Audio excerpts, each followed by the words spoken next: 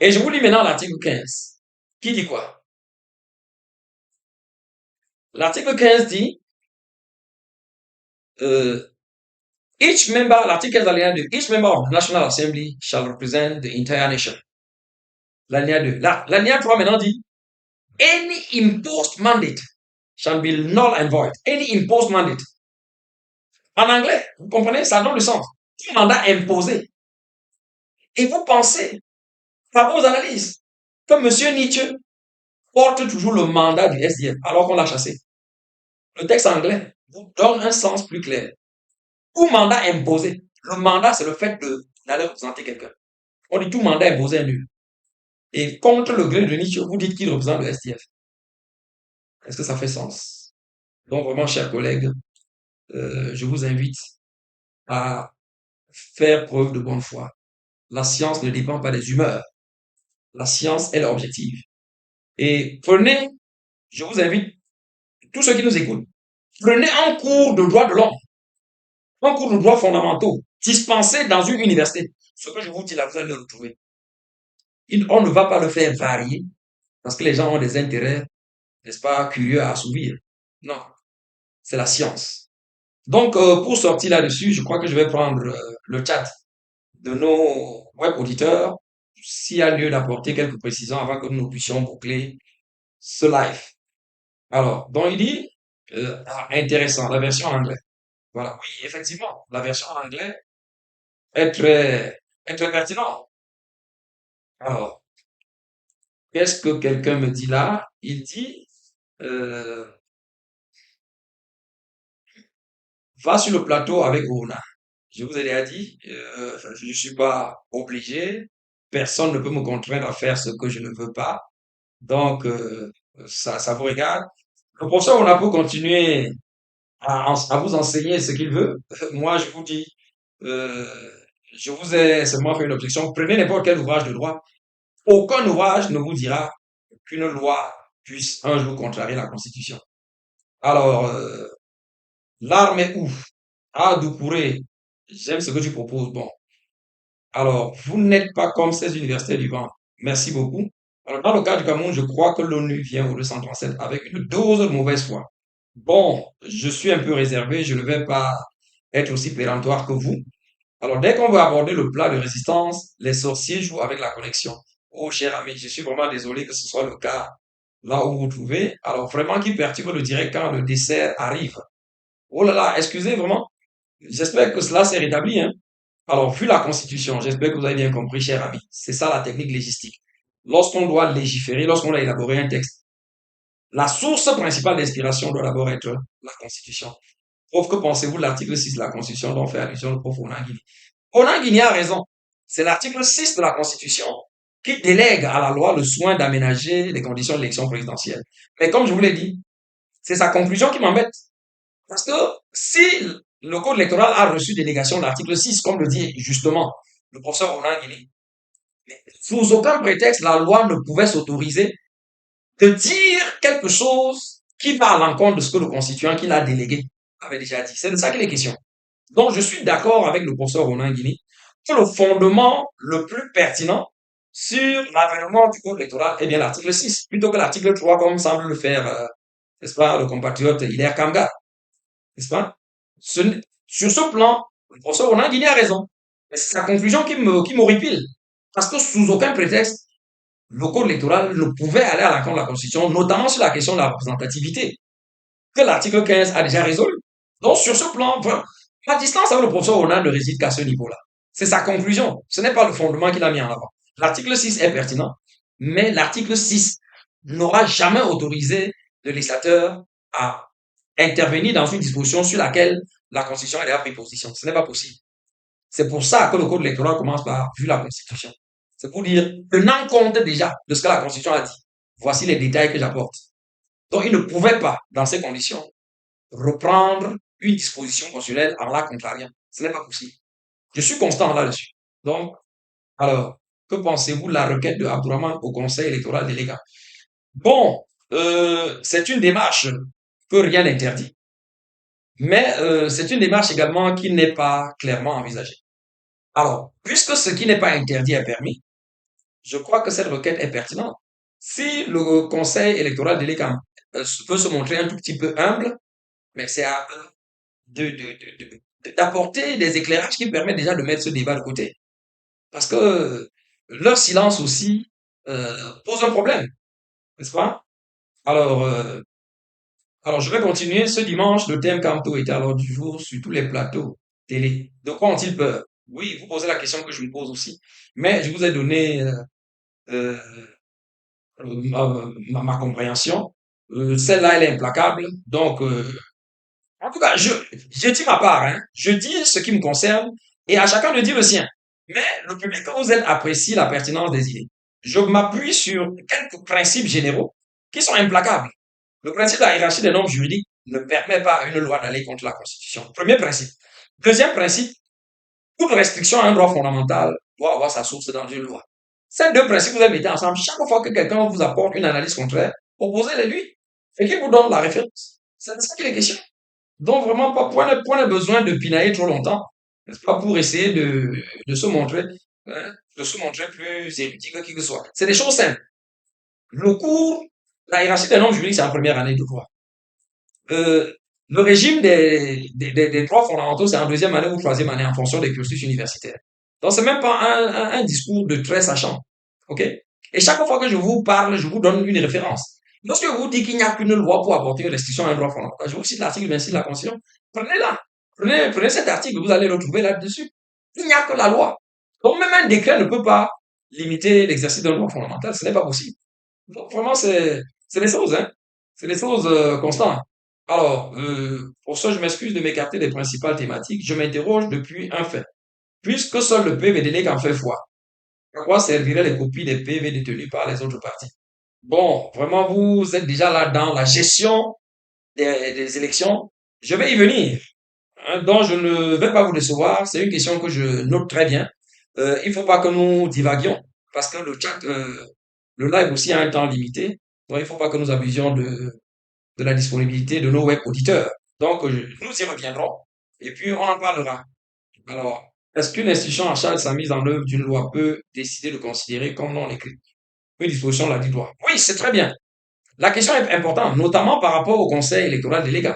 Puisque son statut, le statut délégant, dit très bien que l'ECAM fonctionne en respectant la Constitution et tous les textes pertinents.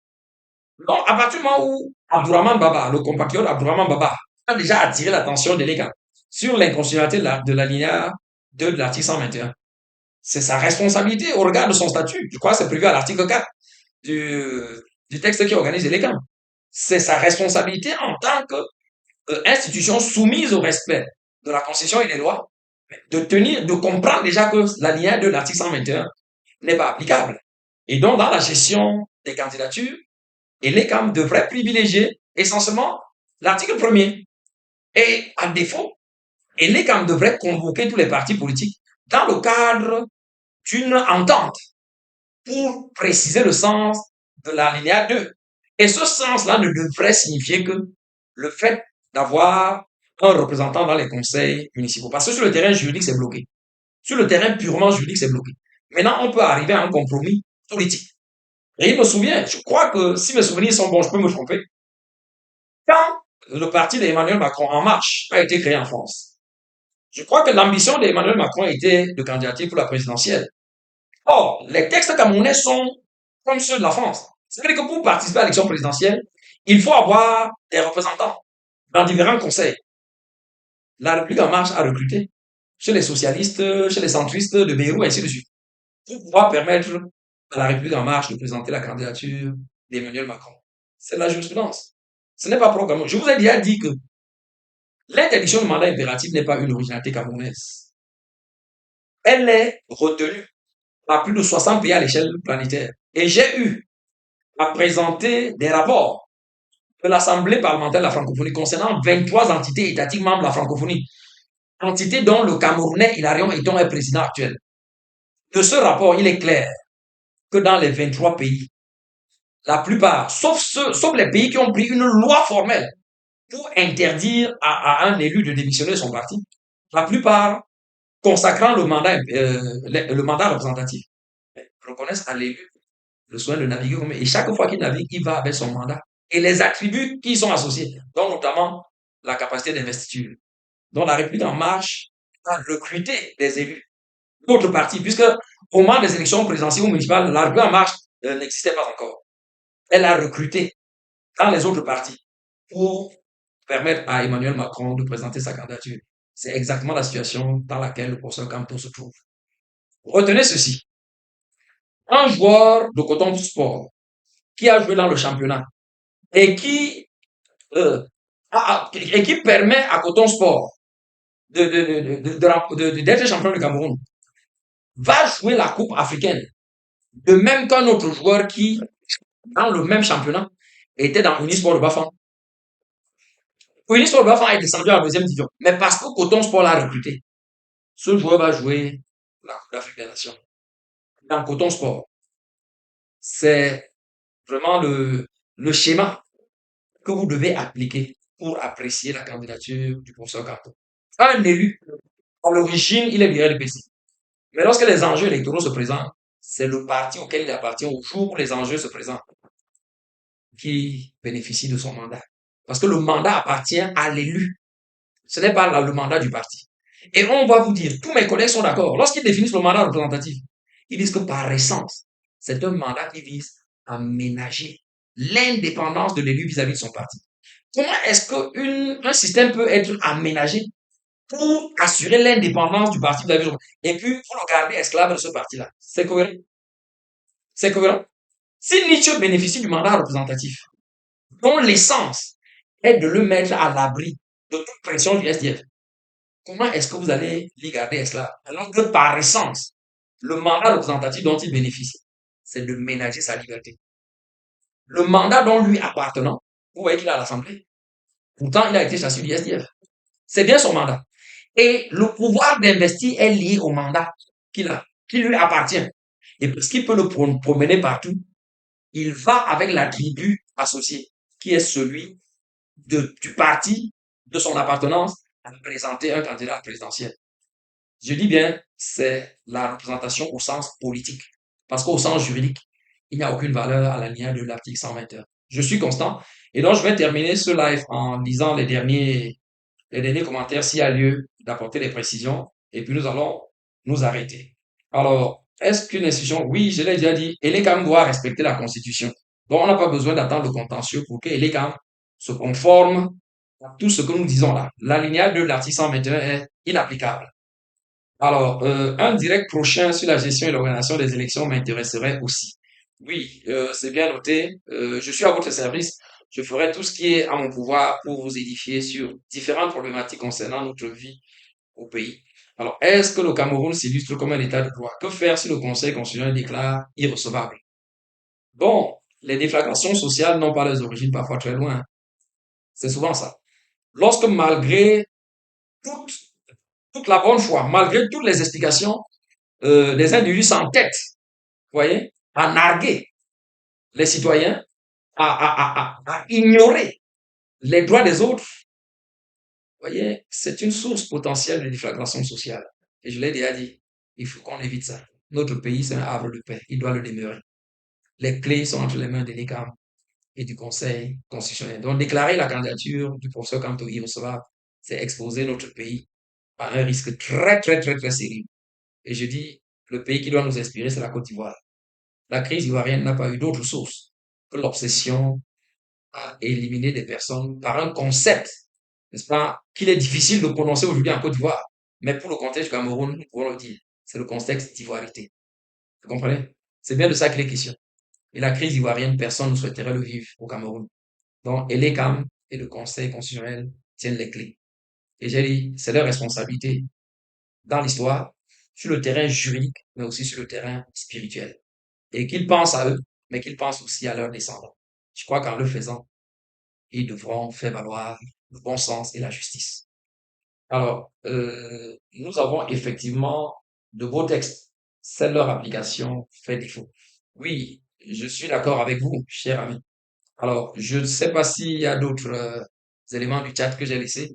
Donc, étant donné que ce sont les derniers messages que les web auditeurs ont bien voulu partager avec nous, Je crois que nous allons mettre un terme à ce direct, à ce niveau, en vous promettant, n'est-ce pas, de revenir euh, à, à une échéance raisonnable.